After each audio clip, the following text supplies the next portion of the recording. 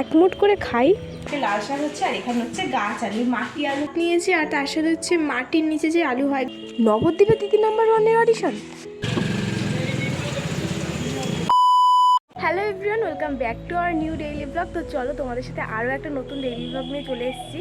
তো আমি কিন্তু এখন পড়িয়ে আসলাম, আমাকে দেখেই বুঝতে পারছো আমি এখন কিন্তু জামা প্যান্ট ছাড়িনি। আর বোন কিন্তু পড়তে গেছে, ও একটু পরে চলে আসবে। আর আজকে এত ঠান্ডা সকালবেলা পড়েছিল যে আমি সকালবেলা উঠতেই পারছিলাম না। তারপর কিন্তু 7টা, 7:30 থেকে পড়ানো, সেখানে কিন্তু আমি 8টা আমার যেতে যেতে 8টা 15-20 বেজে যায়। এত ঠান্ডার জন্য উঠতেই পারি না, আর এত লেট হয়ে যায়। আসতেও আজকে লেট হয়ে গেছে, এখন 10টা বাজে। ভেবেছিলাম যে সকাল থেকেই পুরো করবো, একদম সকাল থেকে ঘুম থেকে উঠে ব্রাশ করে সব একদম অল টোটাল একদম করবো। কিন্তু সত্যি এত ঠান্ডায় আর ধুর ক্যামেরাকে ধরবে, বোন পড়তে চলে গেছিলো। একা একা ভালো লাগছিল না, টাইমও ছিল না, যেহেতু একটু দেরি করে উঠেছিলাম, ঘুম থেকে উঠতে পারছিলাম না, অ্যালার্ম বন্ধ করে ঘুমিয়ে পড়েছিলাম। তো ভাবলাম চলো তাহলে পড়িয়ে এসে তাহলে এখন শুরু করা যাক। তো বোনও কিন্তু এখনও আসেনি, বোন একটু পরে চলে আসবে।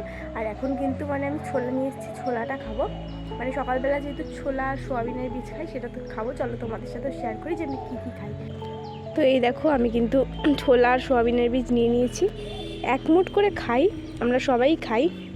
তো এরপর কিন্তু নিচে গিয়ে ভাত খাবো, তোমাদের সাথে কিন্তু সবটাই শেয়ার করবো আজকে। তো চলো ছোলা আর সোয়াবিনের বীজটা এখন খাওয়া যাক।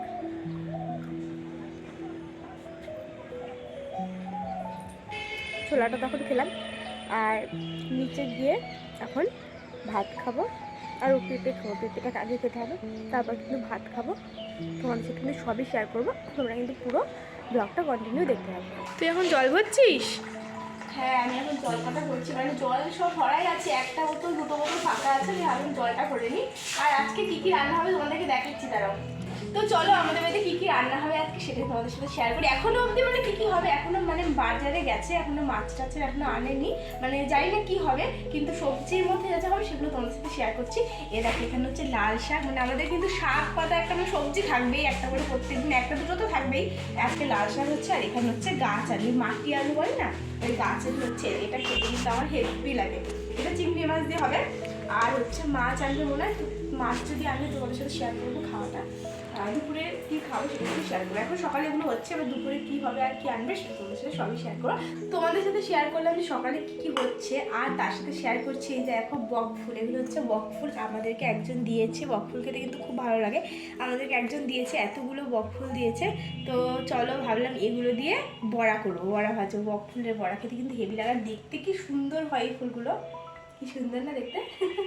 তাই এরকম সব তো ফেলেই দিচ্ছি, সব কটা আজকে হচ্ছে বড়া করবো। এতগুলো খেতে পারবি তো? অনেকে আছে সবাই খেতে পারবো না, আমার তো হেভি লাগে, সবার হেভি লাগে খেতে, শুধু শুধুই হয়ে যায় খাওয়া। হ্যাঁ, শুধু শুধু আগের দিন ভেজেছিল, অল্প ছিল আগের দিন 2-3টে।